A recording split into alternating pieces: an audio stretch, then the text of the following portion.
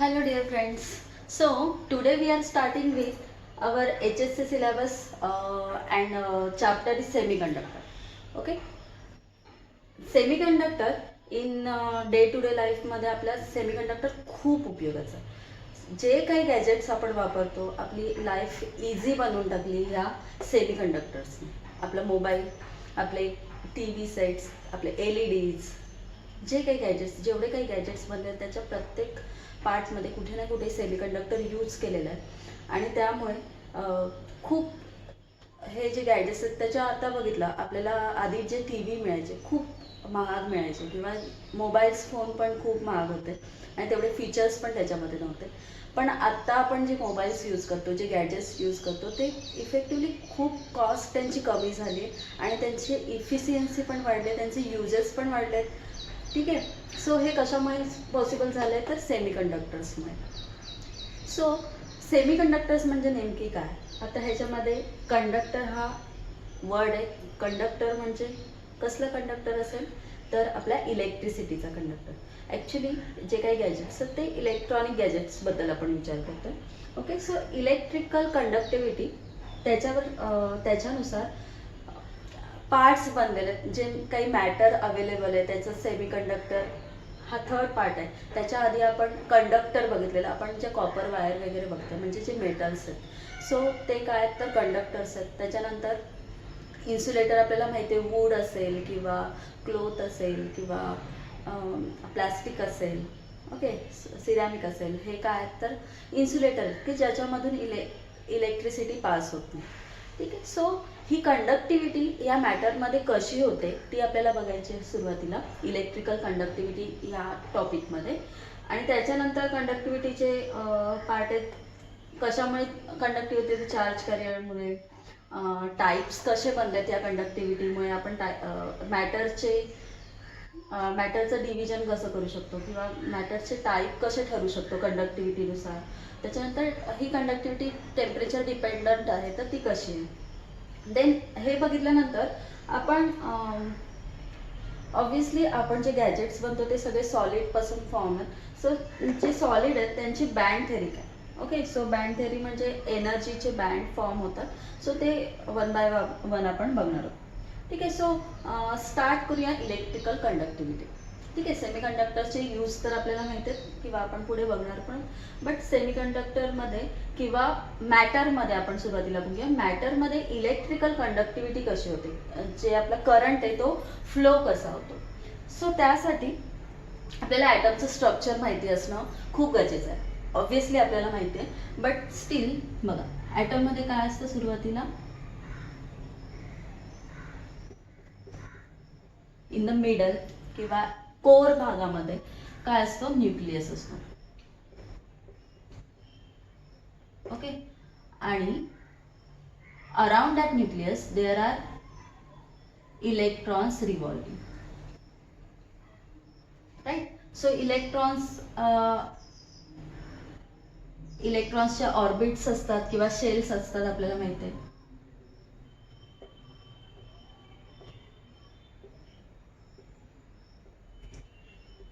Okay. So this is the structure of item.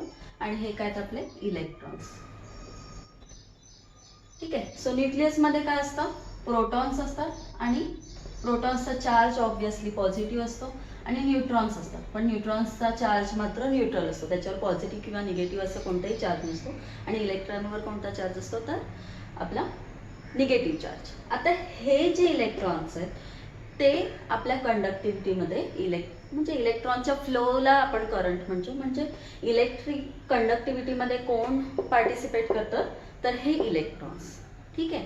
आता हे electron तसेच पार्टिसिपेट करणार नाही, हा ॲटम डायरेक्टली पार्टिसिपेट करणार नाही. पण हे जर इलेक्ट्रॉन फ्री झाले, ओके, या ॲटमपासून फ्री झाले, कधी फ्री होणार तर आपल्याला माहिती आहे इलेक्ट्रॉनचा चार्ज निगेटिव्ह आहे आणि प्रोटॉनचा चार्ज पॉझिटिव्ह आहे. सो पॉझिटिव्ह निगेटिव्ह चार्ज असल्यामुळे ते एकमेकांना अट्रॅक्ट करतात.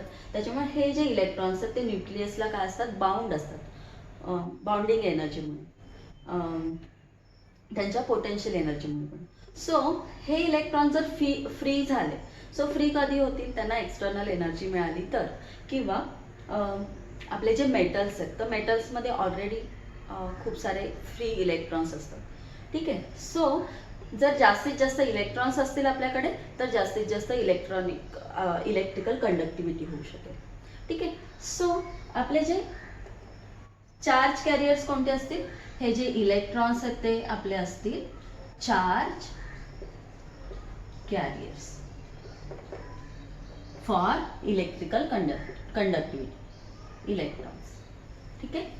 देन जेवढे जास्त इलेक्ट्रॉन्स तेवढी जास्त चांगली कंडक्टिव्हिटी होईल. सो टाइप्स ऑफ मॅटर त्यानुसार आपण ठरू शकतो. Types of matter with respect to conductivity, electrical conductivity. First type आहे कंडक्टर्स विच आर मेटल्स. जेवढे काही मेटल्स अवेलेबल आहेत, कॉपर, ॲल्युमिनियम, गोल्ड, सिल्वर, ह्याच्यामध्ये इलेक्ट्रॉन्सची संख्या, फ्री इलेक्ट्रॉनची संख्या खूप जास्त असते. आपल्याला अवॅगोड्रो नंबर माहिती आहे. ओके. सो ॲक्च्युली पर मीटर क्यूबमध्ये 10⁻28 पर मीटर क्यूब. ओके. पर एवढे ॲटम्स असू शकतात. ओके. सो कंडक्टर्समध्ये एवढे इलेक्ट्रॉन्स, फ्री इलेक्ट्रॉन्स असू शकतात. Not only electron, free electron. त्याच्यामुळे काय होतं तर हे इलेक्ट्रॉन इझिली फ्लो होऊ शकतात. देन सेकंड टाईप आहे इन्सुलेटर्स. आपण ज्याला दुर्वाहक म्हणत होतो ना, जे मराठी मीडियमचे असतील. सो इन्सुलेटर्स काय असतात, ज्याच्यामध्ये फ्री इलेक्ट्रॉन्स असतात ते खूप कमी असतात किंवा इलेक्ट्रॉनची संख्याच खूप कमी असते. जवळपास 10⁻23 पर मीटर क्यूब अशी काहीतरी असते. ओके. देन थर्ड टाईप आहे. आता ह्याचे एक्झाम्पल्स तर आपल्याला माहिती आहे. वूड आहे, प्लॅस्टिक आहे. ठीक आहे. त्याच्यानंतर सिरॅमिक आहे. ह्याच्यामधून काय होऊ शकत नाही, इलेक्ट्रिसिटी कंडक्ट होऊ शकत नाही, म्हणून त्यांना इन्सुलेटर्स म्हणतो. देन थर्ड टाईप आहे जो आपल्याला गरजेचा आहे, semiconductors.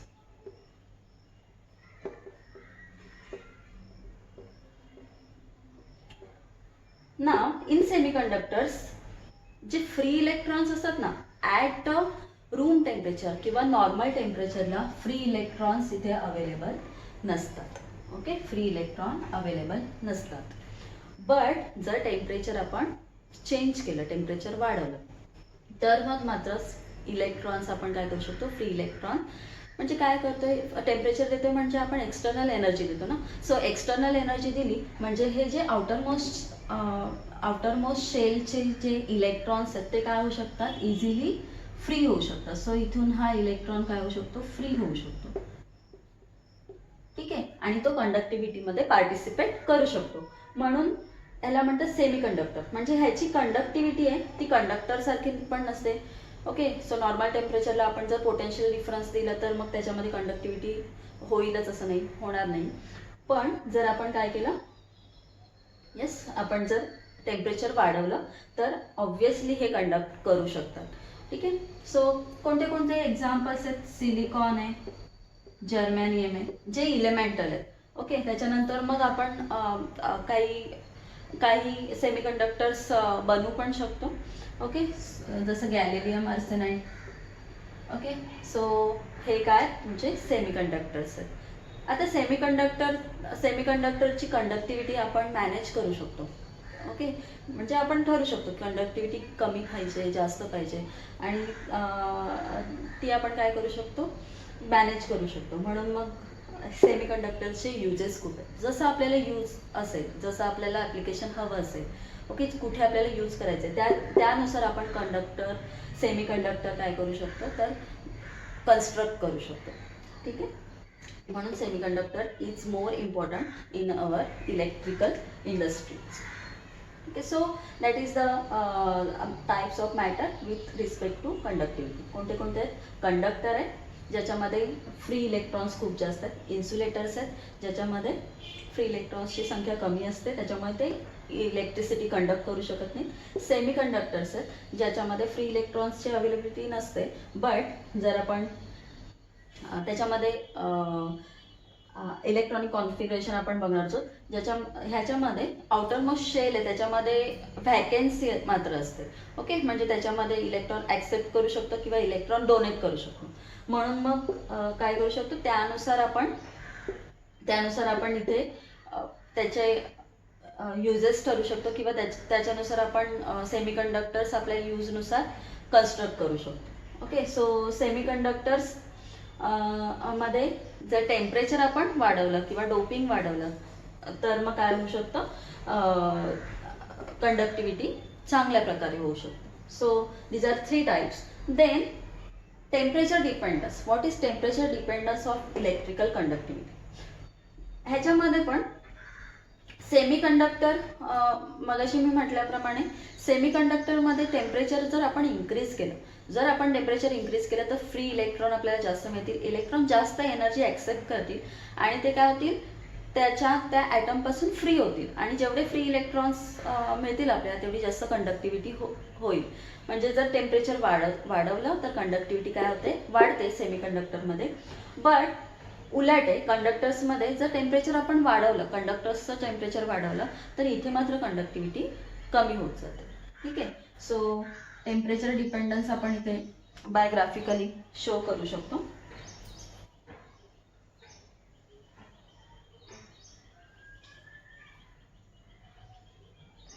Temperature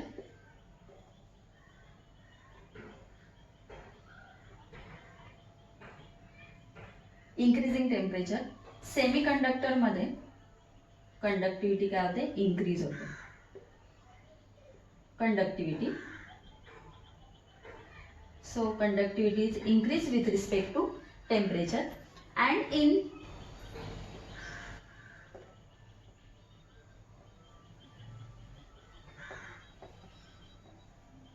semiconductors and in metals or our conductors, the conductivity is decreases with respect to temperature. So temperature increases, conductivity is decreases in conductors, but as temperature increases, conductivity also increase in semiconductor. Okay, so पुन्हा आपण temperature manage करून किंवा temperature कमी जास्त करून आपण इथे conductivity काय करू शकतो, मॅनेज करू शकतो किंवा कंट्रोल करू शकतो. त्याच्यामध्ये सेमीकंडक्टर्समध्ये. ठीक आहे, देन नेक्स्ट आपल्याला बँड थेअरी ऑफ सॉलिड बघायची आहे. So what is band theory? आता आपल्याला माहिती आहे की इंडिव्हिज्युअल ॲटम्स, सुरुवातीला आपण गॅस स्टेट माहिती आहे आपल्याला, गॅस स्टेट, त्याच्यानंतर लिक्विड स्टेट, त्याच्यानंतर solid state. So individual atoms जेव्हा असेल तेव्हा आपल्याला काय मिळतो, इंडिव्हिज्युअल किंवा आपण आयसोलेटेड ॲटम्स त्याला म्हणूया. तर न्यूक्लियस आहे, त्याच्याभोवती काय तुमचे इलेक्ट्रॉन्स रिव्हॉल्व होत आहेत. ठीक आहे, बट ॲज ते ॲटम जर जवळ आले, ओके, तर मग पुढे जाऊन लिक्विड फॉर्म होतो आणि अजून जर कॉम्पॅक्ट झाले ते सगळे ॲटम्स तर मग काय होतं, सॉलिड फॉर्म होतो. Okay, so we know in a gas electrons किंवा आपले ॲटम्स असे दूर असतात. Okay, in gas, in liquid हे ॲटम्स थोडे कंबाईन जवळ असतात. ओके, बट इन सॉलिड हे ॲटम्स असे एकमेकांमध्ये कॉम्पॅक्ट, एकदम कॉम्पॅक्ट स्टेट अशी फॉर्म करतात आणि त्यांच्यामध्ये अशी अरेंजमेंट फॉर्म होते. Okay, atoms are arrange in periodic manner in a solid. ठीक आहे, सो सॉलिड फॉर्म होताना काय होतात, ॲटम्स कॉम्पॅक्ट होतात आणि कॉम्पॅक्ट झाल्यामुळे आपण बघितलं की न्यूक्लियस आहे, त्याच्यानंतर इलेक्ट्रॉन्सचे शेल्स आहेत. तर हा जो आउटरमोस्ट शेल आहे किंवा ऑर्बिटर आपण ऐकलंय, सो आउटरमोस्ट शेलमध्ये जे इलेक्ट्रॉन्स आहेत, ठीक आहे, 1 असेल 2 असेल, तर मग ते इलेक्ट्रॉन्स, आता बघा इथे हे ॲटम्स असे कॉम्पॅक्ट झाले, त्याच्यामुळे त्यांचे जे आउटरमोस्ट शेल आहेत ते पण काय होतील, ओव्हरलॅप होऊ शकतात, ते एकमेकांमध्ये असे कॉम्पॅक्ट होऊ शकतात. म्हणजे त्याची जी एनर्जी, आता शेल्समध्ये आता पुन्हा आपण शेल्समध्ये ऑर्बिट्स असतात आणि ऑर्बिटल एनर्जी आपण शिकलेलो त्याच्या आधी, म्हणजे 9th स्टँडर्डमध्ये वगैरे तुम्ही शिकलं असेल. ठीक आहे, सो जर आठवत नसेल तर एकदा आपण रिवाइज करूया, मला थोडा वेळ जातो.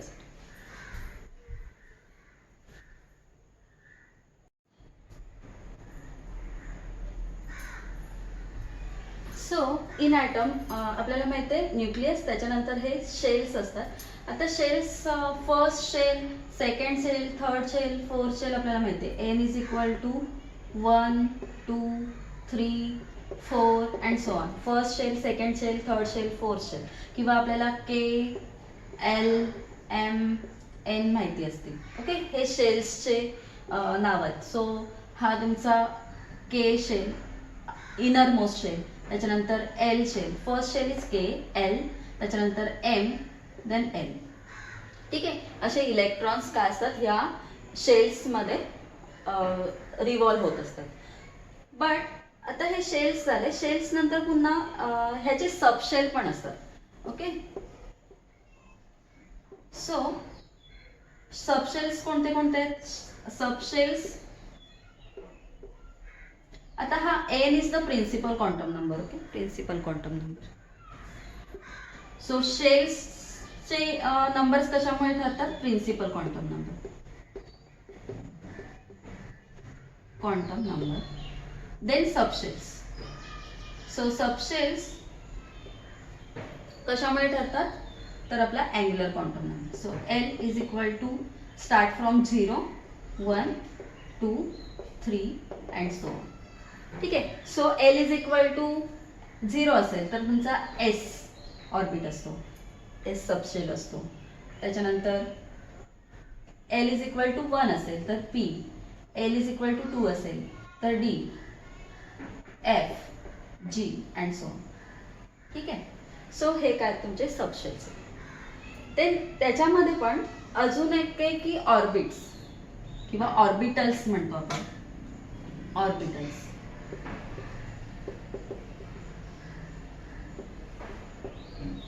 ओके, सो प्रत्येक शेल्सचे काय असतात? सबशेल्स असतात. कोणते कोणते? एस पी डी एफ जी.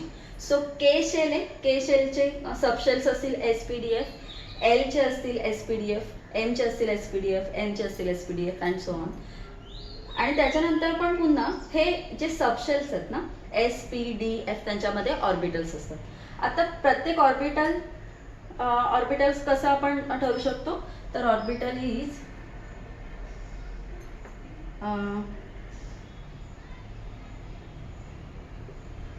12+1.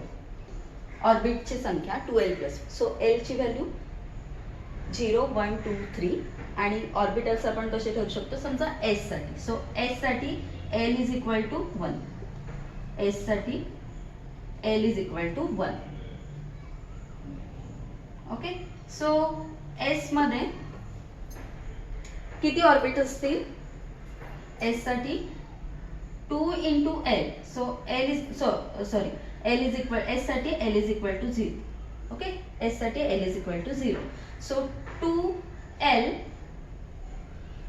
प्लस 1 म्हणजे 2 into 0 plus 1, that means 1. Okay, so orbitals किती असतील? 1. आणि पुन्हा एक ऑर्बिटल मध्ये किती इलेक्ट्रॉन्स राहू शकतात? 2 इलेक्ट्रॉन राहू शकतात. बट ते इलेक्ट्रॉन्स काय असले पाहिजेत? अपोजिट स्पिनचे असले पाहिजेत according to Pauli's exclusive principle. So Pauli's exclusive principle काय म्हणतोय? तर एका ऑर्बिटलमध्ये 2 इलेक्ट्रॉन्स राहू शकतात, फक्त 2च इलेक्ट्रॉन राहू शकतात. बट त्यांची जी स्टेट आहे ती काय पाहिजे? अपोजिट पाहिजे. म्हणजे इलेक्ट्रॉन्स काय असू शकतात? एकतर अप स्पिन त्याला म्हणतो आपण, स्पिन किंवा स्टेट, अप स्टेट किंवा स्पिन, आणि एक असतो डाऊन स्पिन ऑर स्टेट. ठीक आहे, सो इलेक्ट्रॉनच्या 2 स्टेट असतात, एक अप आणि एक डाऊन. सो एका ऑर्बिटमध्ये किंवा एका एनर्जी लेवलमध्ये किती राहू शकतात? फक्त 2 इलेक्ट्रॉन राहू शकतात. बट त्यांची जी स्टेट आहे ती काय पाहिजे? अपोजिट पाहिजे. म्हणजे स्पिन अप आणि स्पिन अप एका ऑर्बिटलमध्ये राहू शकत नाही, स्पिन डाऊन आणि स्पिन डाऊन एका ऑर्बिटलमध्ये राहू शकत नाही. फक्त अप आणि डाऊन असे 2 इलेक्ट्रॉन एका ऑर्बिटलमध्ये राहू शकतात. सो एका ऑर्बिटलमध्ये किती इलेक्ट्रॉन राहू शकतात? 2, एक अप आणि एक डाऊन. ठीक आहे, हे झालं. एस साठी किती असतात? 2l + 1. तसंच आपण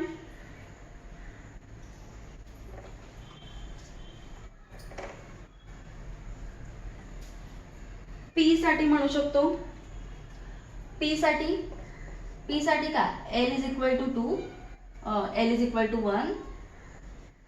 so numbers of electrons, numbers of orbital किती असतील, 2l प्लस 1. सो 2l म्हणजे 2 प्लस 1 म्हणजे 3. सो 3 ऑर्बिटल्स इथे असू शकतात. आणि त्याच्यामुळे किती इलेक्ट्रॉन्स याच्यामध्ये राहतील, इथे अप डाऊन, इथे अप डाऊन, इथे अप डाऊन, म्हणजे एकूण 6 इलेक्ट्रॉन्स राहू शकतात. सो एस मध्ये किती इलेक्ट्रॉन्स राहू शकतात, 2. पी मध्ये किती राहू शकतात, 6. डी मध्ये जर सेम फॉर्म्युला आपण वापरला तर काय मिळेल, 2 into l. So 2 into L म्हणजे 2 इंटू 2 इज 4, 4 प्लस 1 इज 5.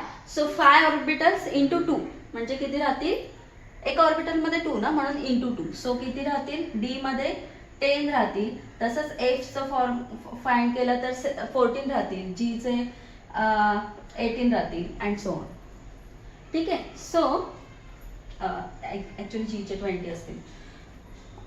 ठीक आहे. सो काय म्हटलं, एस मध्ये आपल्याला एवढीच गरज आहे, 2, 6, 10, 14. तुम्ही फॉर्म्युला यूज करून पुढचे फाइंड आउट करू शकता. सो ऑर्बिटल्स बघा, प्रत्येक शेल, ओके, शेलसाठी काय, n principal quantum number, n is equal to 1, K shell, n is equal to 2, L shell, 3 shell, 3 साठी एम, 4 साठी एन. देन त्याच्यामध्ये सबशेल्स असतात. सबशेल कोणते कोणते असतात, 0, 1, 2, 3 म्हणजेच s, p, d, f, g. आणि या सबशेल्समध्ये काय असतात, ऑर्बिटल्स असतात आणि त्या एका ऑर्बिटलमध्ये 2 इलेक्ट्रॉन राहू शकतात. सो एस मध्ये किती ऑर्बिटल असतो, 1 ऑर्बिटल असतो, त्याच्यामध्ये 2 electrons can live but opposite स्पिनचे. त्याच्यानंतर पी मध्ये 6 इलेक्ट्रॉन, ओके. डी मध्ये 10 इलेक्ट्रॉन, म्हणजे डी मध्ये 5 ऑर्बिटल्स, 10 इलेक्ट्रॉन. एफ मध्ये 7 ऑर्बिटल्स, 14 इलेक्ट्रॉन, राईट. सो हे झालं तुमचं इलेक्ट्रॉनिक कॉन्फिगरेशन. आणि तुम्हाला हे तर माहिती असेल, के मध्ये किती राहतात, एल मध्ये, एम मध्ये, एन मध्ये. सो त्याच्यासाठी 2n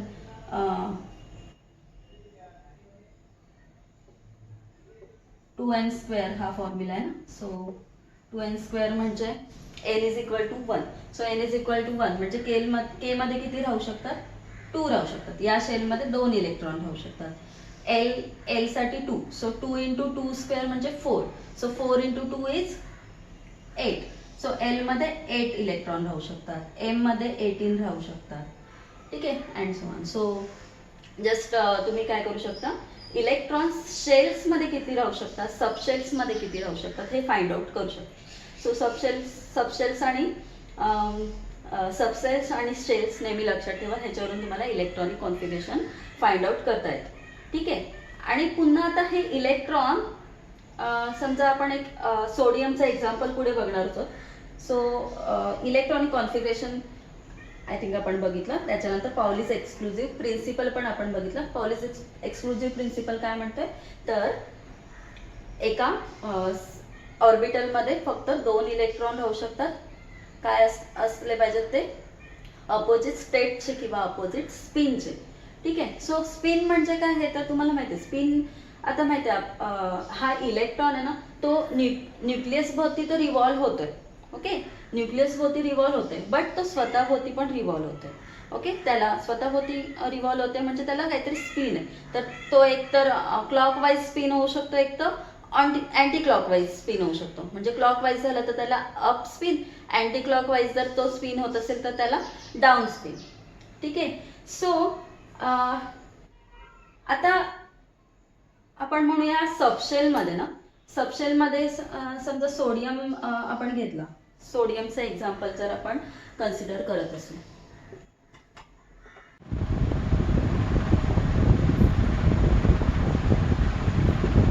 सो बँड थिअरीमध्ये आपण बघत होतो इलेक्ट्रॉनिक कॉन्फिगरेशन एक्झाम्पल म्हणूया, इलेक्ट्रॉनिक कॉन्फिगरेशन ऑफ सोडियम. एक सोडियमचा एक ॲटम घेऊया आपण आणि त्याचं इलेक्ट्रॉनिक कॉन्फिगरेशन काय. सो सोडियम म्हणजे एन, ज्याचा ॲटॉमिक नंबर आहे 11. ओके. सो इलेक्ट्रॉनिक कॉन्फिगरेशन लिहिताना आपण कसं लिहितो, n. Okay, n is principal quantum number, n raise to 2n + 1. Okay. So principal quantum number, then L is the orbital quantum number, and 12 plus 1 is the numbers of electrons. ठीक आहे. So ह्याचं electronic configuration कसं येतं आहे, electronic configuration of sodium. First आहे 1s paired. So 1s मध्ये किती electrons राहतात, 2 electrons. So 1 is for n is equal to 1 म्हणजे के शेल. सो के शेलमध्ये किती आहेत, 2 इलेक्ट्रॉन्स असतात. ओके. So 1s ऑर्बिटलमध्ये 2 electron. त्याच्यानंतर मग 2 इलेक्ट्रॉन के शेल कंप्लीट झाला म्हणजे अजून त्याचं स्प्लिटिंग होणार नाही. कोणता शेल येईल पुढचा, L इज इक्वल टू 2 म्हणजे L इज इक्वल टू 2 म्हणजे 2, N इज इक्वल टू 2 म्हणजे 2 पुन्हा S. सो Lचं स्प्लिटिंग, Nचं Kचं स्प्लिटिंग होतं तुमचं S मध्ये, Lचं स्प्लिटिंग होतं S आणि P मध्ये, कारण S मध्ये 2 इलेक्ट्रॉन राहतात आणि P मध्ये किती राहतात, 6. So 2 plus 6 is equal to 8 असं. पुन्हा Mचं स्प्लिटिंग कसं होईल, S P D. S मध्ये 2 इलेक्ट्रॉन्स, P मध्ये 6 आणि D मध्ये किती इलेक्ट्रॉन राहतात, 10. सो 2 प्लस 6 इज 8 अँड 10 म्हणजे 18. सो M मध्ये 18 इलेक्ट्रॉन राहतात. ओके. सो सिमिलरली बघा आता 2s मध्ये 2 राहतात म्हणजे 2s, पुन्हा 2p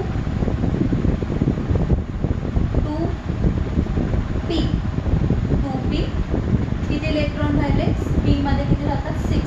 2p 6 म्हणजे 12 प्लस 1ची 12 plus 1 is equal to 6 electron. Number of electrons are 6. त्याच्यानंतर आता किती झाले, 2, 2, 4 अँड 6 म्हणजे 10 इलेक्ट्रॉन झाले. पण इलेक्ट्रॉन्स किती आहेत, ॲटॉमिक नंबर म्हणजे नंबर्स ऑफ प्रोटॉन और number of electron. So numbers of electrons are 11. Okay, in sodium atom. So आता 2s 2p फुलफिल झाला म्हणजे L फुलफिल झाला. आता कोणता येईल, N इज इक्वल टू 3 म्हणजे M वाला शेल. सो 3 पुन्हा Mचं स्प्लिटिंग कशामध्ये होतं आहे, S P D. So first येईल तुमचा S. ओके. सो एसमध्ये आता किती इलेक्ट्रॉन, फक्त एकच इलेक्ट्रॉन बाकी राहिला, 10 इलेक्ट्रॉन फुलफिल झाले. सो आउटरमोस्ट शेल म्हणूया आपण, आउटरमोस्ट ऑर्बिट म्हणूया, तो कोणता असेल, 3s. आणि त्याच्यामध्ये किती इलेक्ट्रॉन्स असतील, फक्त एकच इलेक्ट्रॉन असेल. Okay. So 1 electron is in outermost shell of the sodium. म्हणजे आउटरमोस्ट शेल किंवा आउटरमोस्ट जे ऑर्बिट आहे ते काय असेल, हाफ व्ही. कारण त्यांची ॲक्च्युली व्हॅलन्सी किंवा ॲक्च्युली ते किती, एस सेलमध्ये किती इलेक्ट्रॉन राहू शकतात, 2 इलेक्ट्रॉन राहू शकतात, अपस्पिन आणि डाऊनस्पिनचा आहे. सो पण इथे किती राहतात, फक्त एकच राहतो आहे. म्हणून इथे व्हॅकन्सी आहे किंवा हा एस ऑर्बिट आहे लास्टवाला किंवा आउटरमोस्ट एस ऑर्बिट आहे, तो काय तर हाफ फील आहे आणि हाफ अनफील. ठीक आहे. So this is the electronic configuration of sodium. आता हा झाला एक ॲटम. ओके. सो जेव्हा सॉलिड फॉर्म होतो, समजा सोडियमचा सॉलिड फॉर्म होत असेल तर असे नंबर्स ऑफ ॲटम्स काय होतील, की large numbers of atoms, huge amount of atoms काय होतील, एकत्र येतील आणि तेव्हा तो कॉम्पॅक्ट सॉलिड फॉर्म. ओके. म्हणजे हे जे हा जो सोडियम आहे तो सोडियमचे ॲटम्स आहेत किंवा आउटरमोस्ट जो शेल आहे ते काय होतील, असे कॉम्पॅक्ट होतील. सो कॉम्पॅक्ट होताना आता फक्त सोडियमच नाही तर खूप दुसरा कोणताही सॉलिड फॉर्म होताना काय होतं, जे आउटरमोस्ट शेलमध्ये काहीतरी व्हॅकन्सी असते किंवा त्याची एनर्जी लेवल असते. So this is nothing but the energy level. SPDA are nothing but the energy levels. का स्प्लिटिंग होते तर पॉलिस एक्सक्लुझिव्ह प्रिन्सिपल आपण बघितलं, कारण एका शेलमध्ये काही सेम स्पिनचे इलेक्ट्रॉन्स राहू शकत नाही, त्याच्यामुळे ते एनर्जीचं स्प्लिटिंग पण पुन्हा होतं. ओके. मग सॉलिड जेव्हा फॉर्म होतो तेव्हा ही जे आउटरमोस्ट शेल किंवा कोणते हे जे इनरमोस्ट शेल आहेत ते सगळे शेल्सच्या एनर्जी काय होतात, एकमेकांमध्ये असं कॉम्पॅक्ट होतात आणि त्याचा बँड फॉर्म होतो. सो एनर्जीचा बँड फॉर्म होतो. आणि आपण हेच एक्झाम्पल, सोडियमचंच एक्झाम्पल घेऊया आणि त्याचं बँड कसं स्ट्रक्चर, बँड स्ट्रक्चर कसं दिसतं किंवा बँड एनर्जीचे बँड कसे फॉर्म होतात ते आपण.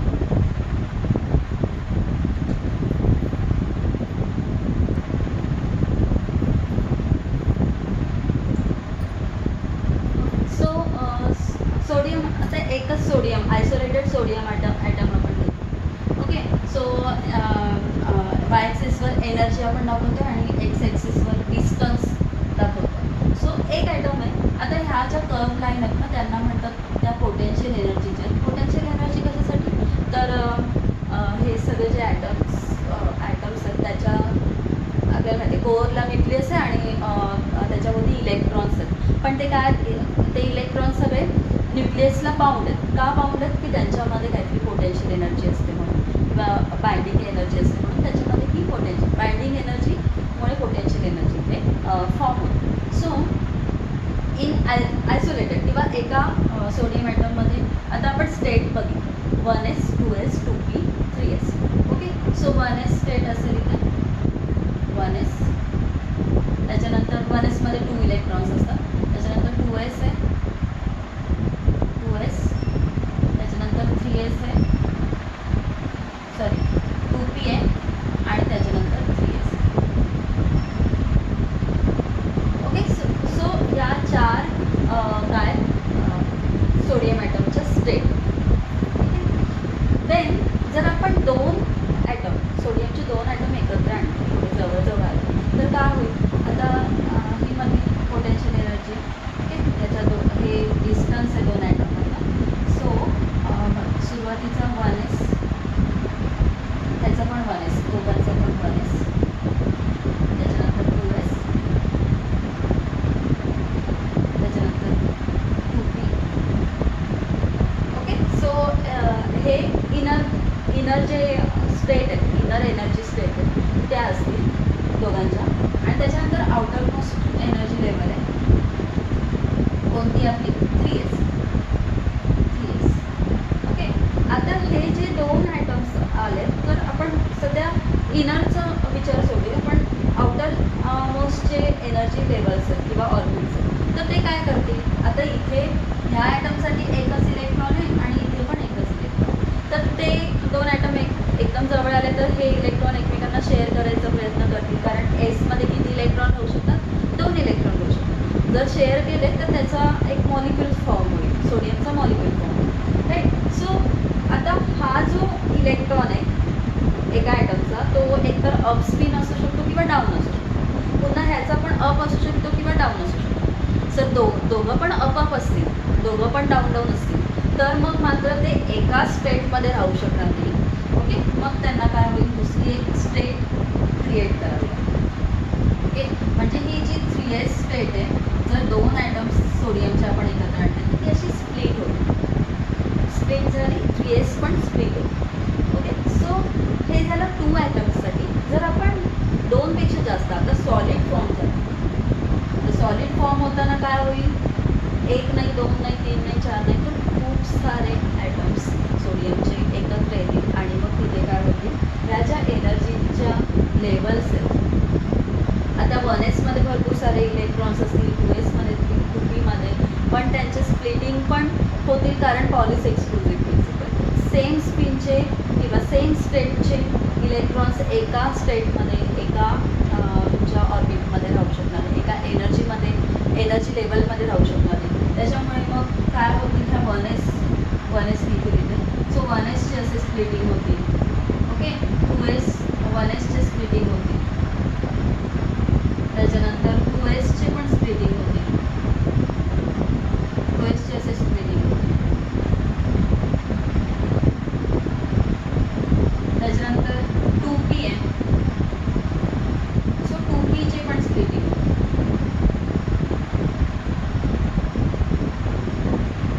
2p चे पण स्प्लिटिंग.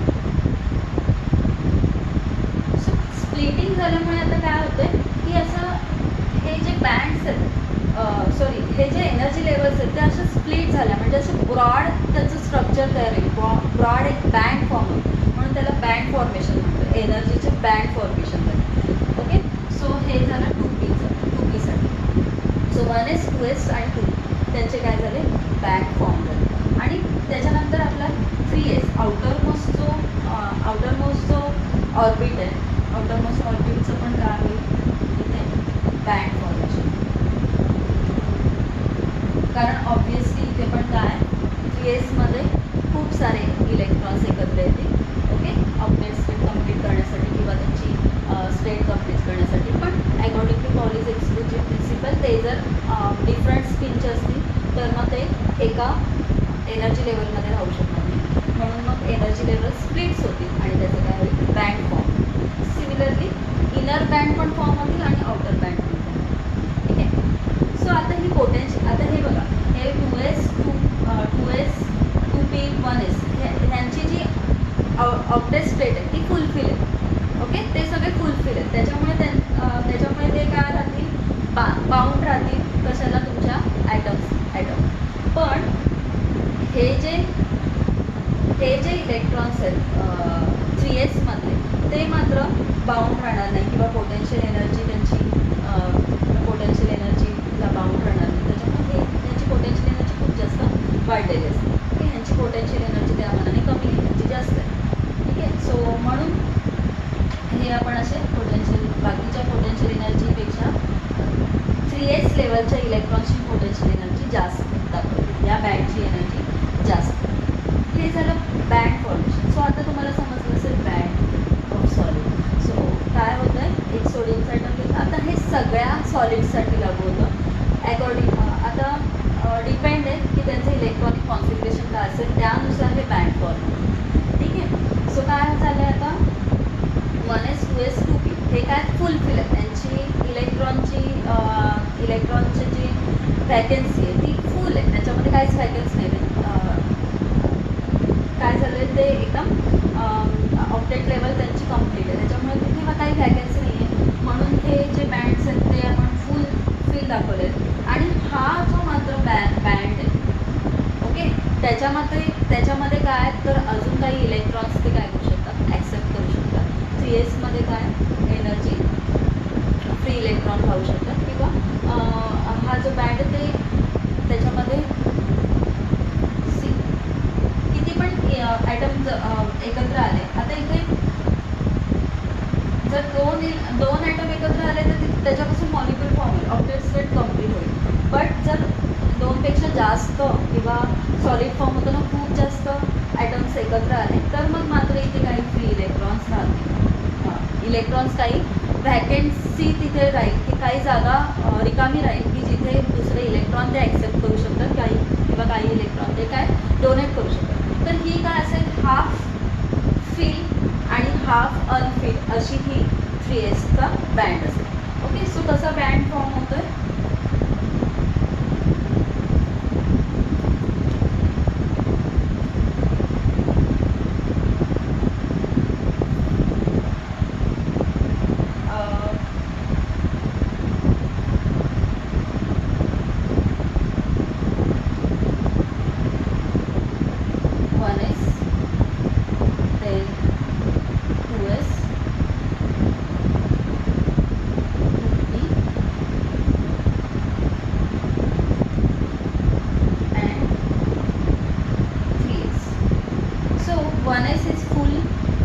फील्ड आहे नो वॅकन्सी, 2s पण फील्ड आहे नो वॅकन्सी, 2p पण संपूर्ण भरलेला आहे त्याच्यामध्ये पण वॅकन्सी नाही.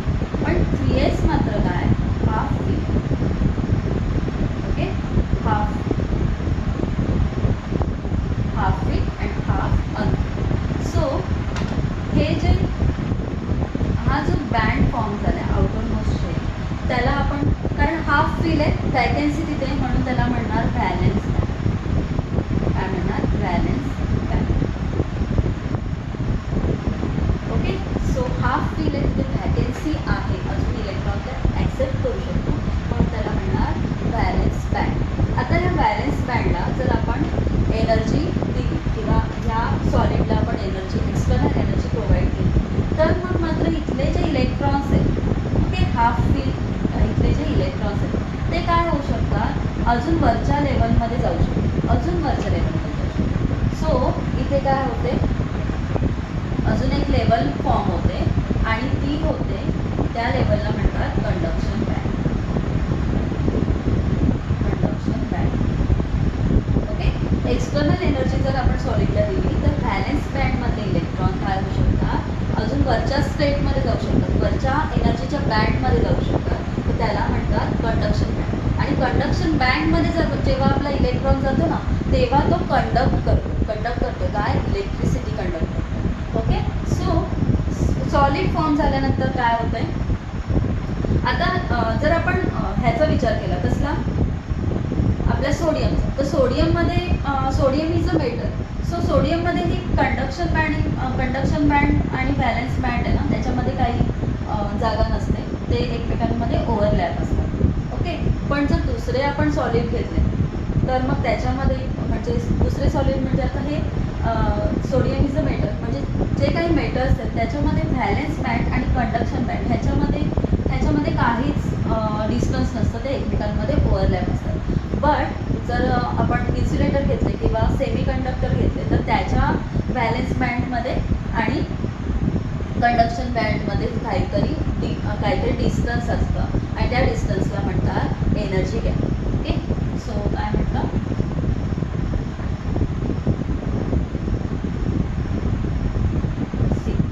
काय आपला हा व्हॅलेन्स बँड. आता दुसरा कोणताही सॉलिड घ्या, हा तुमचा valence band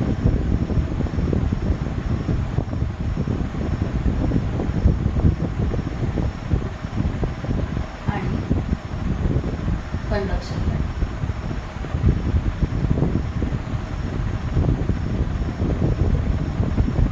so valence band आणि कंडक्शन बँडमध्ये हे जे डिस्टन्स असतो, जो गॅप असतो एनर्जीचा, कारण valence band is the energy band. Okay. Conduction band is the upper level of energy band. कसल्या, व्हॅलेन्स बँडच्या पण upper. So valence band is upper most. Yes, valence band is upper most, पण त्याच्या पण वर एक बँड फॉर्म होतो जर आपण एनर्जी अजून वाढवली त्या ॲटमची किंवा त्या सॉलिडची, तर मग काय होतं, अजून एक बँड फॉर्म होतो, त्याला कंडक्शन बँड म्हणतात. आणि इथले जे इलेक्ट्रॉन्स आहेत ना, फ्री इलेक्ट्रॉन्स, ते काय करू शकतात, इथे कंडक्शन बँडमध्ये जाऊ शकतात आणि तिथे काय होतं, एनर्जी कंडक्ट होते किंवा इलेक्ट्रिसिटी कंडक्ट होते. ओके. सो व्हॅलेन्स बँडमधले इलेक्ट्रॉन्स कंडक्शन बँडमध्ये जायला काय करावं लागेल आपल्याला, तेवढी एनर्जी, ही जी एनर्जी आहे ना मधली एनर्जी, तेवढी तरी एनर्जी तिला प्रोव्हाइड करावं लागतं. सो त्या एनर्जीला म्हणतात बँड गॅप एनर्जी. आणि ती ओव्हरकम करून किंवा फर्मी एनर्जी त्याला म्हणतो आपण. का फर्मी एनर्जी, कारण हे जे इलेक्ट्रॉन्स व्हॅलेन्स बँडमध्ये कंडक्शन बँडमध्ये जायला मिनिमम जेवढी एनर्जी प्रोव्हाइड करावी लागते ती किती असते, Fermi energy. Okay. So band gap, Fermi energy असं त्याला म्हणतात या गॅप. ठीक आहे. सो नाव आता हा जो गॅप आहे त्याच्यावरून ठरतो. जर हा जो बँड गॅप आहे तो काहीच नसेल, ओव्हरलॅप असेल, कंडक्शन बँड आणि व्हॅलेन्स बँड एकमेकांमध्ये ओव्हरलॅप असेल, तर तो असेल मेटल. जर हे जे डिस्टन्स आहे, हे जे एनर्जीचा गॅप आहे तो खूप जास्त असेल, ह्यूज असेल. ओके. म्हणजे 4 electron volt, 5 electron volt, 6 electron volt या रेंजमध्ये किंवा त्याच्यापेक्षा पण जास्त किंवा 3 इलेक्ट्रॉन वोल्टपेक्षा जास्त असेल, तर मग त्याला म्हणतो आपण इन्सुलेटर. कारण तेवढी एनर्जी हे इलेक्ट्रॉन्स ओव्हरकम करू शकत नाही जरी आपण एक्सटर्नल एनर्जी प्रोव्हाइड केली. ओके. आणि ते कंडक्शन बँडमध्ये हे इलेक्ट्रॉन जाऊ शकत नाही, त्याच्यामध्ये ते कंडक्टिव्हिटी होऊ शकत नाही. ओके. कंडक्शन होऊ शकत नाही इलेक्ट्रिसिटीचं, म्हणून त्यांना आपण इन्सुलेटर्स म्हणतो. आणि इन बिटवीन स्टेट म्हणजे नियर अबाउट 1 to 2, म्हणजे 0 to म्हणूया आपण 2 पर्यंत जर electron volt, okay, 0 to 2 electron वोल्टमध्ये जर हा गॅप असेल, ही एनर्जी किंवा फर्मी एनर्जी असेल, तर मग तेवढी एनर्जी ओव्हरकम करायला आपण एक्सटर्नल एनर्जी प्रोव्हाइड करू शकतो, टेम्परेचर देऊ शकतो, पोटेन्शियल डिफरन्स देऊ शकतो. ओके. आणि मग काय होऊ शकतं, तर हे जे व्हॅलेन्स बँडमधले इलेक्ट्रॉन्स आहेत ते कुठे जातील, तुमच्या कंडक्शन बँडमध्ये जातील आणि कंडक्टिव्हिटी करू शकतील. मग असे जे मॅटर आहे त्याला काय म्हणतो आपण, सेमी कंडक्टर म्हणतो, की ज्यांचा एनर्जी गॅप आहे, बँड गॅप आहे, तो काय असतो between the 0 to 2 electron. Okay. आणि 2 पेक्षा जास्त इलेक्ट्रॉन व्होल्ट जर तुमचं एनर्जीचा गॅप असेल, बँड गॅप असेल, तर ते असतात इन्सुलेटर. आणि जर बँड गॅप 0 असेल, ओके, 0 बँड गॅप किंवा ओव्हरलॅप असतील एकमेकांमध्ये कंडक्शन बँड आणि व्हॅलेन्स बँड, तर ते मात्र आपले मेटल्स किंवा कंडक्टर्स असतात. समजले? सो कंडक्शन बँडसाठी बँड काय असतो, व्हॅलेन्स बँडच्या just upper most band is valence band, पण त्यापेक्षा पण वर एक एनर्जीचा बँड फॉर्म होऊ शकतो आणि त्याला म्हणतो आपण कंडक्शन बँड.